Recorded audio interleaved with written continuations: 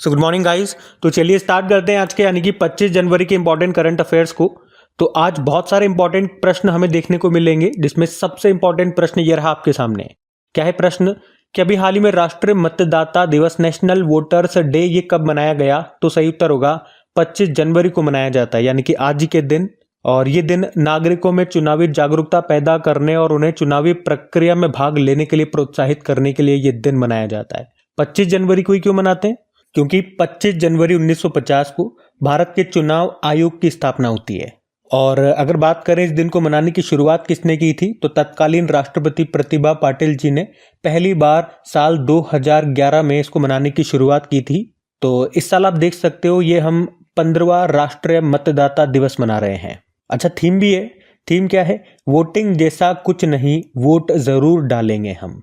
अब मेरे एक प्रश्न का उत्तर दो आप लोग कि वोट देने का अधिकार भारतीय संविधान के किस अनुच्छेद में है? इसका उत्तर आप लोग करेंगे। अच्छा, इसी मौके पर अभी राष्ट्रपति जी द्रौपदी मुर्मू जी को चुनाव आयोग की कॉफी टेबल बुक है जिसका नाम है India votes 2024 a saga of democracy, इसकी पहली प्रति, इसकी पहली यूनिट भी उनको भेंट की गई, जिसमें 18वीं लोकसभा चुनाव की यात्रा का वर्णन है।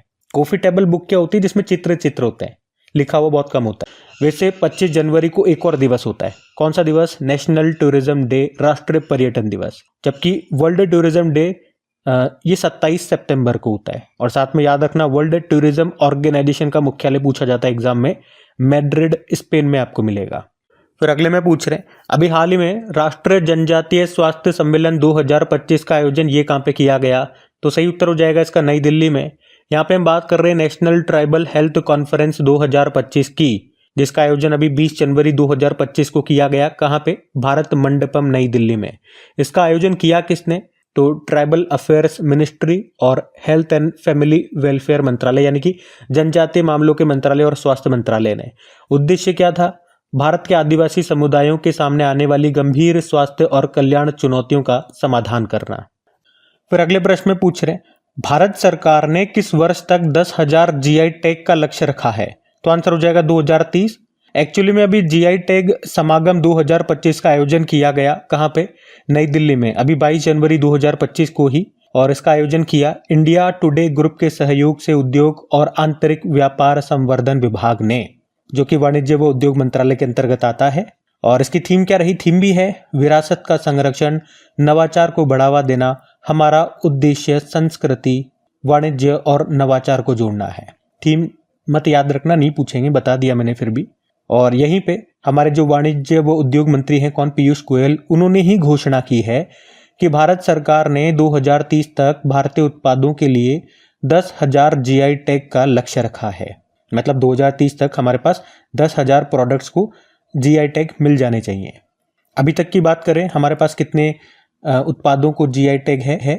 हमारे कितने उत्पादों के पास जीआई टैग है? तो 605 आंसर होगा। ठीक है, तो सिंपल सा प्रश्न याद रखना है। कब का टारगेट है? 2030 तक का। कितने करने हैं? 10,000। जीआई टैग की बात करें, जीआई मतलब ज्योग्राफिकल इंडिकेशन टैग अधिनियम है 1999 का, लागू हुआ 2003 में, पहली बार दिया गया 2004-5 में। किसे? दार्जिलिंग टी को, जो कि पश्चिम बंगाल की है। फिर अगले में पूछ रहे हाल ही में पांगसाउ पास अंतरराष्ट्रीय महोत्सव ये कहाँ पर मनाया गया? तो सही उत्तर होगा अरुणाचल प्रदेश। तो अरुणाचल प्रदेश के नाम पोंग में आयोजित पंगसो दर्रा अंतरराष्ट्रीय महोत्सव 2025, जो कि द्वितीय विश्व युद्ध के दौरान क्षेत्र की समृद्ध विरासत और उसके ऐतिहासिक महत्व का एक जीवंत उत्सव है, अभी ये मनाया गया। इसके अलावा इस बार अरुणाचल प्रदेश के जो मुख्यमंत्री हैं पेमा खांडू जी, उन्होंने क्षेत्र में द्वितीय विश्व युद्ध के अवशेषों को बहाल करके पर्यटन को बढ़ावा देने की योजनाओं पर भी जोर दिया। तो सिंपल सा याद रखो आप तो एक लाइन में, ये पांगसाउ पास अंतरराष्ट्रीय महोत्सव कहाँ मनाया जाता है? अरुणाचल प्रदेश में। ये रहा मैप में अरुणाचल प्रदेश। देखो, अरुणाचल प्रदेश की कैपिटल ईटानगर हो गई, मुख्यमंत्री पेमा खांडू और गवर्नर हो गए केटी परनायक। उसके अलावा बोमडिला दर्रा मिलेगा, दिफू दर्रा, दिहांग दर्रा, योंगयाप दर्रा, दर्रा मतलब माउंटेन पास। यहाँ पे आपको Namdapha national park, Mouling national park, पक्के टाइगर रिजर्व मिल जाएगा। यहाँ का राजकीय पशु मिथुन है, गयाल है, पक्षी है ग्रेट इंडियन हॉर्नबिल, फूल है द्रौपदी माला, वृक्ष है होलांग।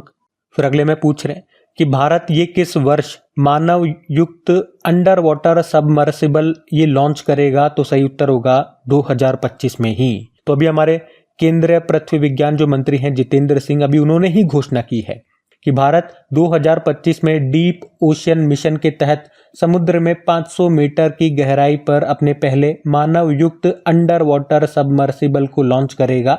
इसमें एक मानव युक्त पनडुब्बी ये 500 मीटर की गहराई तक जाएगी। इस साल तो 500 मीटर जाएगी और अगले साल हम इसे 6000 मीटर की गहराई तक पहुंचाने का लक्ष्य रखते हैं। इस पनडुब्बी का नाम आप जानते हो, मत्स्य 6000 है। 6000 मतलब 6000 मीटर तक ये जाएगी, इसलिए 6000 बोला है। इस मिशन का उद्देश्य क्या है? समुद्र की गहराई में अनुसंधान करना और समुद्र के नीचे ये भारत का पहला मिशन है। इसमें 3 लोग बैठ करके जाएंगे नीचे। देखो, डीप ओशन मिशन की बात करें ना तो पृथ्वी विज्ञान मंत्रालय ने इसको जून 2021 में लॉन्च किया था। कहां से? चेन्नई से लॉन्च किया था। और समुद्रयान मिशन है वो इसी का हिस्सा है, इसी का पार्ट है और उसी के अंतर्गत ये मत्स्य 6000 जो पनडुब्बी है उसको समुद्र में भेजा जाएगा। अच्छा, ये पनडुब्बी जो नाम दिया हमने मत्स्य 6000, ये काई से बनी हुई है?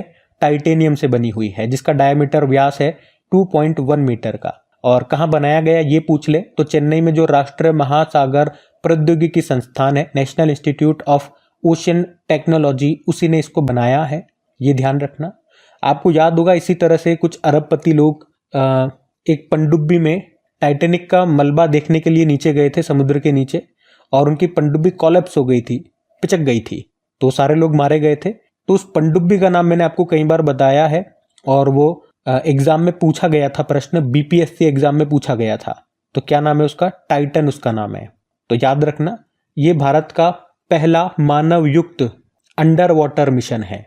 फिर अगले में क्या पूछ रहे हैं कि अभी हाल ही में यूनाइटेड नेशन संयुक्त राष्ट्र ने किस वर्ष को अंतर्राष्ट्रीय हिमनद संरक्षण वर्ष के रूप में घोषित किया?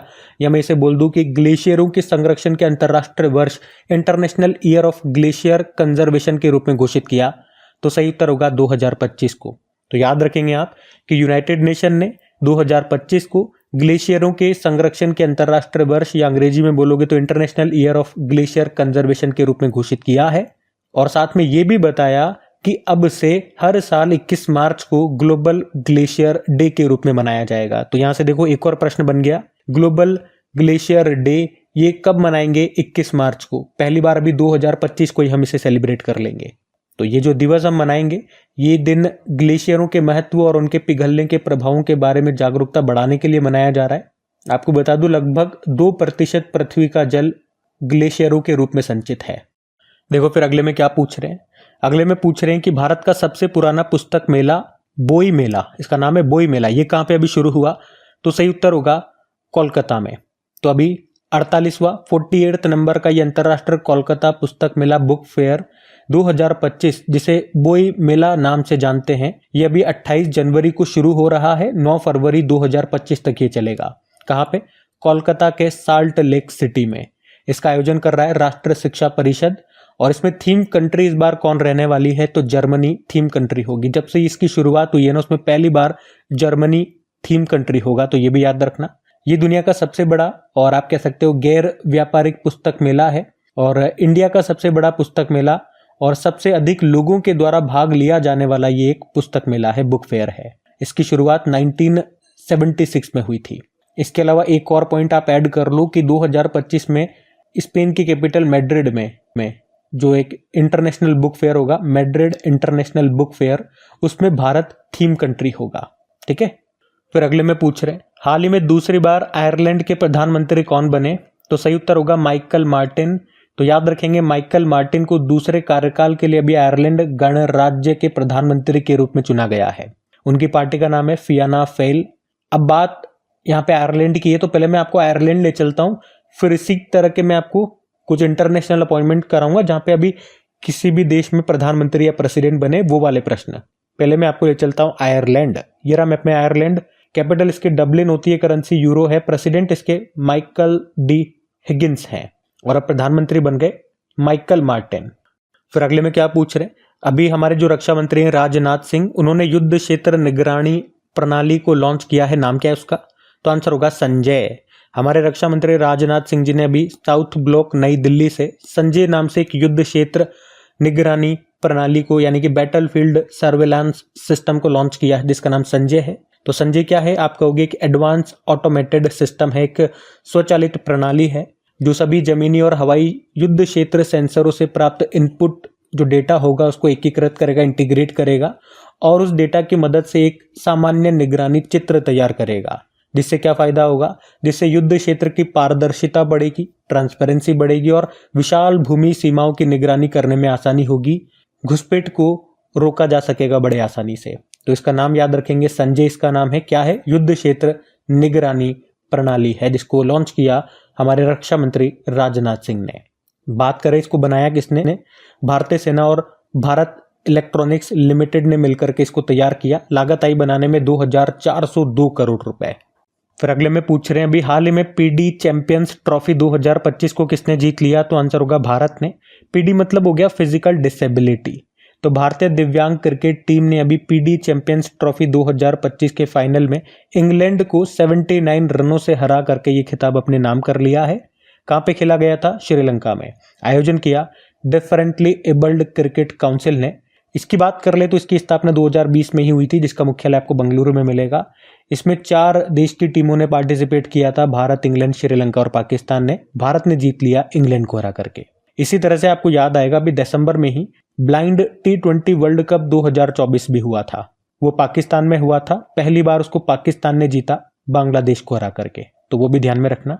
बाकी ये थी आज की आपकी करंट अफेयर्स की क्लास। प्लीज कमेंट करके जरूर बताइएगा सेशन आपको कैसा लगा। और हाँ, अगर आप में से कोई नए स्टूडेंट पहली बार हमसे जुड़ रहे हैं क्रिक एग्जाम चैनल पे, तो अपना रेस्पॉन्स जरूर दीजिएगा कि सेशन आपको कैसा लगा। हमारे कुछ मोस्ट इंपॉर्टेंट वीडियोज हैं, ट्रिकी वीडियोज हैं, जैसे कि नोबेल पुरस्कार का ट्रिकी वीडियो हो गया, सस्टेनेबल डेवलपमेंट गोल्स के ट्रिकी वीडियो हो गए, अभी जो नए कैबिनेट मंत्री बने थे उनके ट्रिकी वीडियोज हो गए। इन पे प्रश्न पूछे जा रहे हैं एग्जाम में, तो वो मैं आपको लिंक प्रोवाइड करा दूंगा ताकि आपके 2-3 मार्क्स तो पक्के हो जाएंगे एग्जाम में। बाकी एक बार फिर से याद दिला दूं, सेशन को सपोर्ट जरूर कीजिएगा शेयर करके। लाइक नहीं करा तो लाइक कर देना। चलो अभी कल के करंट अफेयर्स का मैं आपको क्विक रिवीजन करा दूं, फिर हम सेशन एंड करते हैं। तो पहला प्रश्न पूछा था, अभी राष्ट्रीय बालिका दिवस मनाया गया 24 जनवरी को। उसी दिन अंतर्राष्ट्रीय शिक्षा दिवस भी होता है। फिर हमने देखा ग्लोबल फायर पावर इंडेक्स में भारत 4थे स्थान पर है, टॉपर अमेरिका है। और 2025 में फिडे शतरंज विश्व कप होगा भारत में। किसने ऑपरेशन सर्द हवा शुरू किया, BSF।